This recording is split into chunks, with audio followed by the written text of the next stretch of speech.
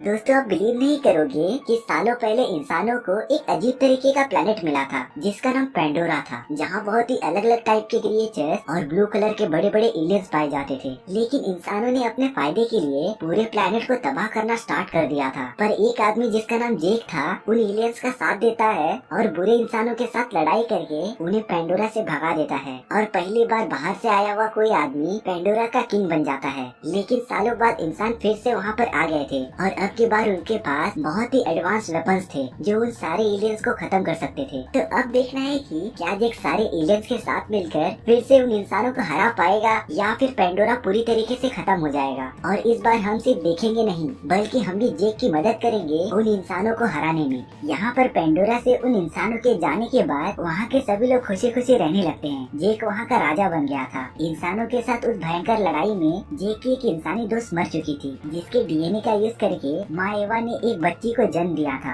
और जेक ने उसका नाम केटी रखा था। जेक भी वहाँ की एक एलियन जिसका नाम नेटेरी था उसके साथ रहने लगा था। जेक का अपना भी बच्चा पैदा होता है जिसका नाम वो नीटेम रखता है। वो सारे एलियंस माँ एवा की पूजा करते थे जो कि उनके पूरे प्लेनेट पर जीवन का संतुलन बनाए रखती थी। जेक अब नेटेरी के साथ रहकर खुशी खुशी अपनी लाइफ जीने लगा था। जेक के टोटल 4 बच्चे हुए थे और वो सभी फैमिली की तरह बहुत ही ज्यादा हैप्पी थे। यहाँ पर कुछ इंसान पेंडोरा पर ही रुक गए थे जो कि पेंडोरा को कोई भी नुकसान नहीं पहुँचाना चाहते थे और अपनी रिसर्च को आगे बढ़ाना चाहते थे। वो कर्नल जिसने इंसानों के साथ मिलकर पेंडोरा पर हमला किया था वो मर चुका था, लेकिन उसका एक छोटा सा बच्चा बाकी लोगों को मिल गया था। तो वो सब कर्नल के बच्चे को पालने का डिसाइड करते हैं और उसका नाम स्पाइडर रखते हैं। स्पाइडर तो हमेशा जेक के बच्चों के साथ खेलता रहता था और उन्हें देखने पर ऐसा लग ही नहीं रहा था कि वो अलग अलग प्रजाति के हैं, क्योंकि जेक के बच्चे भी उसके साथ काफी ज्यादा खुश थे। लेकिन यहाँ पर जेक की वाइफ नेटेरी स्पाइडर को अपने परिवार का हिस्सा नहीं मानती थी, क्योंकि उसके फादर ने पिछले टाइम पेंडोरा को काफी ज्यादा नुकसान पहुंचाया था और वो ये बात कभी नहीं भूल सकती थी। जेक अपने सारे बच्चों को खुद ही पेंडोरा पर रहने का तरीका सिखाता है और उन्हें शिकार करने का सही तरीका सिखाता है। लेकिन कहते हैं ना, हैप्पीनेस लाइफ का सिर्फ एक ही पार्ट होता है। एक दिन जैक और मैटेरी देखते हैं आसमान से बहुत सारे तारे नीचे गिर रहे हैं और सच में वो कोई तारे नहीं थे बल्कि वो इंसान थे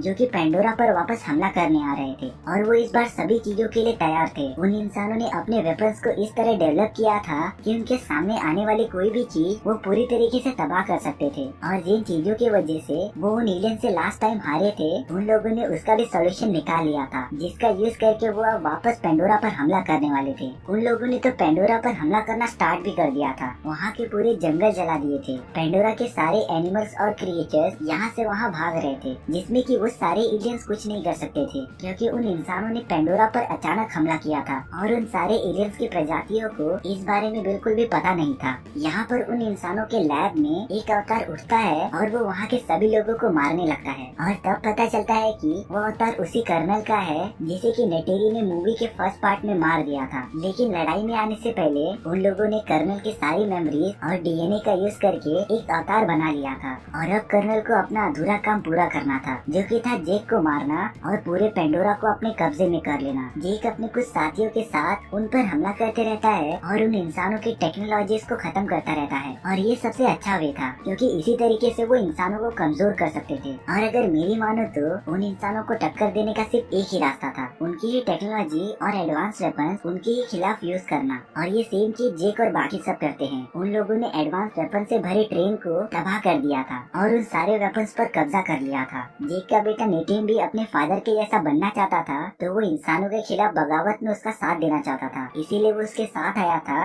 और वेपन्स को इकट्ठा करने में मदद कर रहा था। तभी वहाँ पर इंसान एक बहुत बड़े जेट में आ जाते हैं जो कि जेक और बाकी सभी पर हमला करते रहते हैं और उस हमले में नेटिम काफी ज्यादा घायल हो जाता है। लेकिन जैक और बाकी सब वहाँ से सारे लोगों को निकालने में कामयाब हो जाते हैं और वो नेटिम को भी एक सेफ जगह पर लेके आ जाते हैं। उन इंसानों ने सारे एलियंस का घर तबाह कर दिया था, तो अब वो एलियंस एक बड़ी सी गुफा में रहते थे जहाँ पर वो सब सेफ थे। जेक अपने बेटे नेटिम को काफी ज्यादा डांटता रहता है क्योंकि उसके मना करने के बावजूद भी नेटिम उसके साथ आया और सच में नेटिम मरते मरते बचा था। यहाँ पर कर्नल अपने साथियों के साथ इंसानों द्वारा बनाए गए एक मिलिट्री बेस में आ जाता है। वहाँ की कैप्टन कर्नल को बताती है कि जेक उन सभी के मिशन में एक कांटा सा बन गया है और उन सभी पर हमेशा हमला करता रहता है, तो उन सभी को जेक को कैसे भी करके रोकना पड़ेगा और उसे जान से मारना पड़ेगा, नहीं तो वो पेंडोरा पर कब्जा नहीं कर पाएंगे। यहाँ तो कर्नल को पहले से ही जेक पर काफी ज्यादा गुस्सा था और अब ये बात सुनने पर उसका गुस्सा दुगना हो गया था, तो वो अपने कुछ साथियों के साथ जेक को ढूंढने घूमने के लिए जंगल में आ जाता है। उसी जंगल में जेक के चारों बच्चे घूमने आए थे और वो सब दूर से कर्नल और बाकी सभी को देख लेते हैं। निटिन ये सारी बातें जैक को बताता है। जैक उन सभी को बिना कुछ हरकत किए वहाँ से निकलने के लिए कहता है। जैक के सारे बच्चे जब वहाँ से जाते रहते हैं तब उन्हें कुछ आदमियों ने घेर लिया था और अब कर्नल के लोगों ने जेक के बच्चों को पकड़ लिया था। कर्नल स्पाइडर को देखकर तुरंत समझ जाता है कि वो उसका बेटा है। तभी वहाँ पर जेक और नेटेरी पहुँच जाते हैं और कर्नल के आदमियों पर हमला करते रहते हैं। जेक और नेटेरी कैसे भी करके अपने बच्चों को वहाँ से निकालने में कामयाब हो जाते हैं, लेकिन कर्नल ने स्पाइडर को पकड़ लिया था और वो स्पाइडर को अपने साथ शिप पर लेकर चले जाता है। एक सेफ जगह पर आने के बाद जेक नेटेरी से कहता रहता है कि उन्हें जल्दी अपनी छुपने की लोकेशन चेंज करनी पड़ेगी क्योंकि स्पाइडर अब उनके पास है। तो अगर स्पाइडर ने उन्हें बता दिया कि वो सब कहाँ छुपे हुए हैं तो वो सारे इंसान बचे हुए एलियंस को खत्म कर देंगे, जिससे कि पेंडोरा पूरी तरीके से उनके कब्जे में आ जाएगा। यहाँ पर कर्नल और उसके लोग स्पाइडर को काफी ज्यादा टॉर्चर करते रहते हैं, लेकिन स्पाइडर निकला काफी ज्यादा सख्त लौंडा। उसने बोला कि जान चली जाए लेकिन वो अपना मुंह नहीं खोलेगा कि बाकी एलियंस और जेक कहाँ छुपे हुए हैं। इसके बाद कर्नल स्पाइडर को अपनी तरीके से समझाने जाता है और उसे वापस अर्थ पर जाने का लालच देता है। यहाँ पर जेक ने किसी और को राजा बना दिया था और वो अब अपनी फैमिली को लेकर वहाँ से जा रहा था। काफी दिनों के सफर के बाद जेक अपने परिवार को लेकर एक आइलैंड पर पहुँच गया था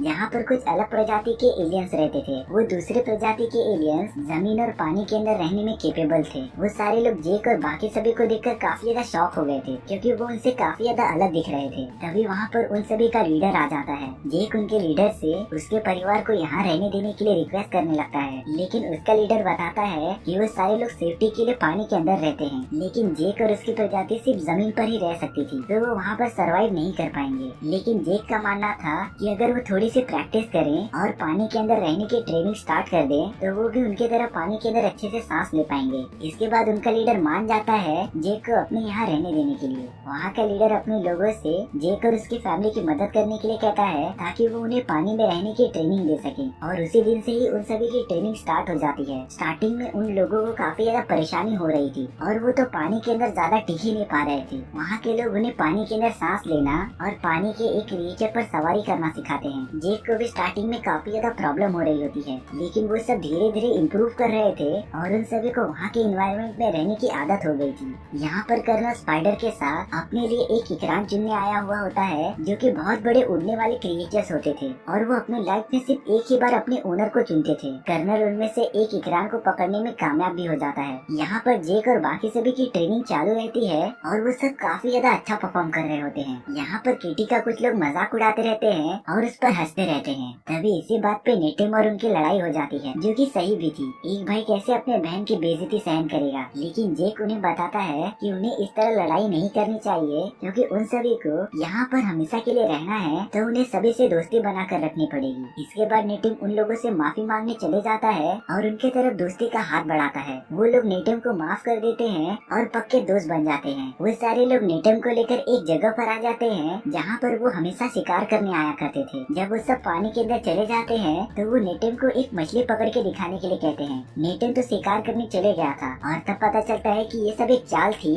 और वो लोग नेटिम को छोड़कर वहाँ से भाग जाते हैं। नेटिम तो शिकार करने में बिजी था और तब जाके उसे रियलाइज होता है कि उन लोगों ने उसे अकेला छोड़ दिया है। नेटिम को तो उस आइलैंड पर जाने का रास्ता भी नहीं पता था और अब वो बुरी तरीके से फंस गया था। तभी उस पर अचानक पानी में से एक बहुत बड़ी खूंखार मछली उस पर हमला कर देती है जो कि नेटिम को पूरा खाना चाहती थी और वो उसका काफी दूर तक पीछा करती है। ज्यादा देर तक पानी में रहने की वजह से नेटिम की सांसें फूल रही थी, इसीलिए वो तुरंत ऊपर की तरफ जाने लगता है और वो मछली तो एकदम सामने ही थी और वो नेटिम पर हमला करने चली आती है। लेकिन तभी एक बहुत बड़ी व्हेल उस मछली पर हमला कर देती है और उसे मार देती है। काफी ज्यादा देर तक पानी में रहने की वजह से नेटिम बेहोश होने लगा था और वो पानी के अंदर जाता रहता है। लेकिन जब थोड़ी देर बाद उसकी आंखें खुलती हैं तो वो अपने आप को उसी व्हेल के ऊपर पाता है जिसने की नेटिम की जान बचाई थी। नेटिम व्हेल का शुक्रिया अदा भी करता है और वो देखता है कि व्हेल के ऊपर एक नुकीला ऑब्जेक्ट लगा हुआ है तो वो उस व्हेल के बॉडी से उसे निकालता है और उसे दूर फेंक देता है। और इसके बाद तो मानो वो व्हेल नेटिम को अपना दोस्त समझने लगा था। वो व्हेल नेटिम को लेकर उसके आइलैंड के पास आ जाता है और उसके फैमिली के पास छोड़कर चला जाता है। यहाँ पर जेक और सारे लोग काफी टाइम से उसका इंतजार कर रहे थे। जेक नेटिम को डांटता रहता है कि उसे इस तरीके से गायब नहीं होना चाहिए। जब लीडर को पता चलता है कि उसके बेटे ने ही नेटिम को पानी के अंदर फंसाया था तो वो उसे काफी ज्यादा डांटता रहता है, पर जेक कहता है कि इसमें दोनों की ही गलती है। और इसके बाद नेटिम और लीडर के बेटे में दोस्ती हो जाती है और वो अब हमेशा साथ में रहते थे। अगले दिन नेटिव सभी को उस व्हेल के बारे में बताता है जिसने कि उसे बचाया था, और वो बताता है कि उस बड़ी सी व्हेल का एक फिन टूटा हुआ था। वहाँ की लीडर की बेटी तुरंत समझ जाती है कि उस बड़ी सी व्हेल को टुकुन कहा जाता है, लेकिन जिस व्हेल को नेटिव ने देखा था उसे पाइकन कहा जाता था, जो कि सारे व्हेल से अलग था क्योंकि उसने कई व्हेल्स और लोगों की जानें ली थी। नेटिव इस बात का भरोसा नहीं करता क्योंकि उस व्हेल ने उसे कोई भी डैमेज नहीं पहुंचाया था, बल्कि उसने नेटिव की जान बचाई थी। तो वो इस बात का पता करने के लिए उस व्हेल के पास चले जाता है। नेटिव उस व्हेल से साइन लैंग्वेज में बात करता रहता है और पूछता है कि उसे दूसरों से अलग क्यों रखा गया। इस बात का जवाब देने के लिए वो व्हेल नेटिव को पानी के अंदर लेके जाने लगती है, और ये सीन सच में काफी ज्यादा अच्छा दिख रहा था। यहाँ पर कर्नल स्पाइडर को लेकर अपनी सेना के पास आ जाता है, और वो लोग बड़े बड़े शिप का यूज करके जेक और बाकी सभी को डिफरेंट आइलैंड पर ढूंढते रहते हैं। और काफी सर्च करने के बाद वो एक आइलैंड पर पहुंच जाते हैं जहाँ पर कुछ एलियंस रहा करते थे। कर्नल और उसकी टीम वहाँ पर आ जाती है और उन सभी को मारने लगती है। वो लोग उनसे जेक के बारे में पूछते रहते हैं, लेकिन उन एलियंस ने जेक के बारे में कुछ भी नहीं बताया था, तो इसीलिए कर्नल के लोग वहाँ की पूरी जगह को आग लगा देते हैं, जिससे कि उनके रहने की जगह पूरी तरीके से जल जाती है। वहीं उस आइलैंड के दूसरी तरफ जैक अपने फैमिली के साथ रह रहा था। जब ये बात उनके लीडर को पता चलती है कि वो सारे इंसान जेक को ढूंढते ढूंढते यहाँ तक पहुँच गए हैं और चारों तरफ तबाही मचा रहे हैं, तो वो जेक को ये सब बताता है। यहाँ पर काफी ज्यादा पूछने के बाद भी कोई भी जेक के बारे में बताने के लिए तैयार नहीं था। तो अब कर्नल के पास एक आइडिया था कि वो वहाँ के सारे बड़े बड़े व्हेल्स को खत्म कर देगा, जिससे कि उन सभी एलियंस को उनके पावर का अंदाजा होगा, और शायद से ये देखकर जेक भी बाहर आ जाए। यहाँ पर नेटिव उस बड़े से व्हेल के साथ बॉन्ड बनाने में कामयाब हो जाता है, और वो उसके मेमोरीज में देखता है कि कुछ सालों पहले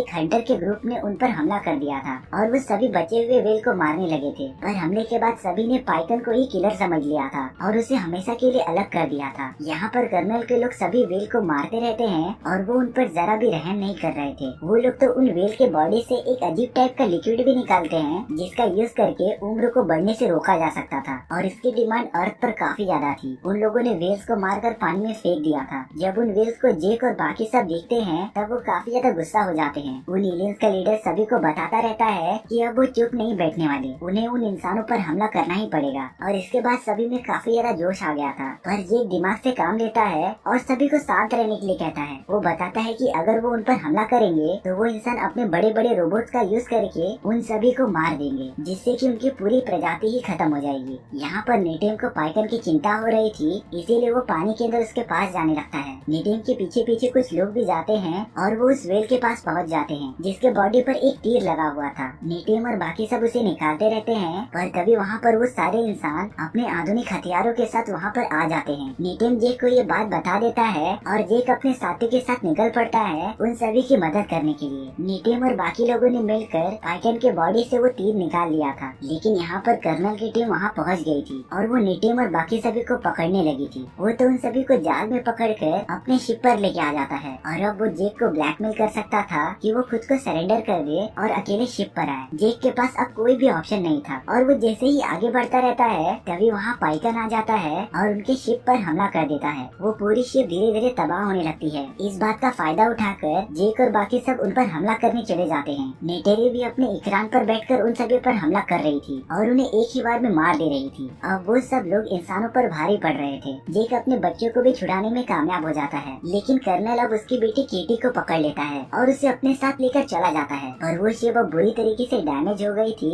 और वो कभी भी पानी के अंदर डूब सकती थी। वहाँ से बाहर निकलने के चक्कर में नेटिव को एक गोली लग जाती है और वो काफी ज्यादा घायल हो चुका था। कुछ देर बाद नेटिव मर जाता है, पर केटी अभी भी कर्नल के कब्जे में थी। ये सब होने के बाद जेक और नेटेरी काफी ज्यादा गुस्से में आ गए थे और वो शिप पर चले जाते हैं उन सभी पर हमला करने के लिए। वो अपने सामने आने वाले सभी को मारकर आगे बढ़ते रहते हैं, जैसे कि उन पर कोई भूत सवार हो गया हो। और जेक अब कर्नल के पास पहुंच जाता है, जिसने की केटी के गले पर चाकू रख दिया था। पर यहाँ नेटेरी स्पाइडर को मारने की धमकी देती रहती है और ये देखकर कर्नल केटी को छोड़ देता है। वो पूरी शिप धीरे धीरे पानी के अंदर डूब रही थी और अगर वो जल्दी यहाँ से बाहर नहीं निकले तो वो भी शिप के साथ पानी के अंदर डूब जाएंगे। तो नेटेरी और बाकी सब वहाँ से बाहर निकलने लगते हैं और जेक यहाँ पर कर्नल से अकेला फाइट करते रहता है। उन दोनों में बहुत ज्यादा लड़ाई होती है, पर जेक ने उन नए प्रजाति के एलियन से काफी अच्छी फाइटिंग टेक्निक सीख ली थी, जिसका यूज वो कर्नल को मारने के लिए करता है। और जेक कर्नल को मारने में कामयाब भी हो जाता है, पर उसे भी तुरंत वहाँ से बाहर निकलना पड़ेगा क्योंकि वो शिप आधे से ज्यादा डूब चुकी थी। यहाँ पर नेटेरी भी पानी के अंदर फंस गई थी, पर वहाँ केटी आ जाती है